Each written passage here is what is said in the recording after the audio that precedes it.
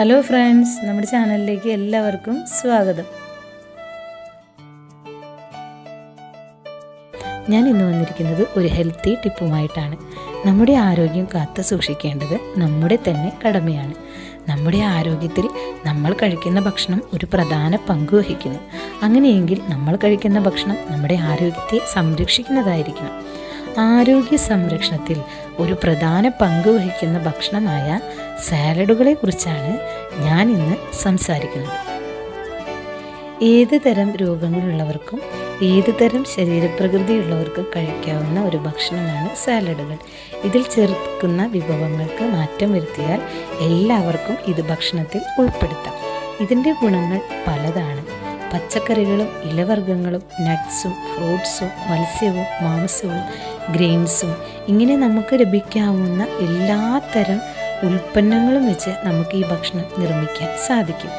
വേവിക്കാതെയുള്ള പച്ചക്കറികളും ഇലവർഗ്ഗങ്ങളും പഴങ്ങളും നട്ട്സും ചേർത്തുണ്ടാക്കുന്ന സാലഡുകളുടെ ഗുണങ്ങളും ഇരട്ടിയാണ്. ഇന്ന് നമ്മുടെ മേശയിൽ നിന്ന് ഒഴിച്ചു കൂട്ടാനാവാത്ത വിഭവങ്ങളിൽ ഒന്നാണ് സാലഡുകൾ. പോഷക കൂട്ടായ്മയാണ് സാലഡിലുള്ളത്. പോഷകങ്ങളുടെ കലവറ എന്ന നിലയിൽ സാലഡ് മികച്ച ഒരു ഭക്ഷണം തന്നെയാണ്. അത്താഴത്തിനൊപ്പം ഒരു കപ്പ് സാലഡ് കഴിക്കുന്നതാണ് കൂടുതൽ ഉത്തമം. സാലഡിലെ വിഭവങ്ങൾ മാറി മാറി ചേർത്ത് ഉണ്ടാക്കിയാൽ ഒരേ രീതിയിൽ കഴിക്കുന്നതിൻ്റെ വിരസത ഒഴിവാക്കി കൂടുതൽ ഇഷ്ടത്തോടെ ഇത് കഴിക്കാൻ നമുക്ക് സാധിക്കും. വേനൽക്കാലത്ത് സാലഡുകൾ ഉപയോഗിക്കുന്നത് ശരീരത്തിലെ ജലാംശം നഷ്ടപ്പെടുന്നത് തടയാൻ ഇടയാക്കും. Sweet salad, green salad, vegetable salad ഇങ്ങനെ രുചികരവും ഹെൽത്തിയുമായ പലതരം സാലഡുകളുണ്ട്. കുറഞ്ഞ ചെലവിൽ തന്നെ കൂടുതൽ അളവിൽ കൂടുതൽ പോഷകങ്ങൾ ലഭിക്കുന്ന സാലഡുകൾ ഉണ്ടാക്കാൻ കഴിയുന്നതിനാൽ ഇതെല്ലാവർക്കും ഏറെ പ്രിയപ്പെട്ടതാണ്. നാരുകളും ജലാംശവും പോഷകങ്ങളും മിനറൽസും ശരീരത്തിൽ എത്തുന്നതാണ് ഇതിനെ കൂടുതൽ പ്രിയപ്പെട്ടതാക്കുന്നത്. പൊണ്ണത്തടി, രക്തസമ്മർദ്ദം, പ്രമേഹം എന്നിവ കുറയ്ക്കാൻ ഈ സാലഡുകൾ ഭക്ഷണത്തിൽ ഉൾപ്പെടുത്തുന്നത് വളരെ നല്ലതാണ്. കാലറി കൂടാതെ തന്നെ വയറ് നിറയ്ക്കാൻ ഇതുകൊണ്ട് സാധിക്കും. പോഷകങ്ങളും ജീവകങ്ങളും ആൻറ്റി ഓക്സിഡൻറ്റുകളും ഒന്നും നഷ്ടപ്പെടുന്നില്ല എന്നതും ഒഴിച്ചുകൂടാനാവാത്ത ഒരു വിഭവമാക്കി ഇതിനെ മാറ്റുന്നു. കൊഴുപ്പിൻ്റെ അളവും രക്തത്തിലെ പഞ്ചസാരയുടെ അളവും ഇത് നിയന്ത്രിക്കുന്നു.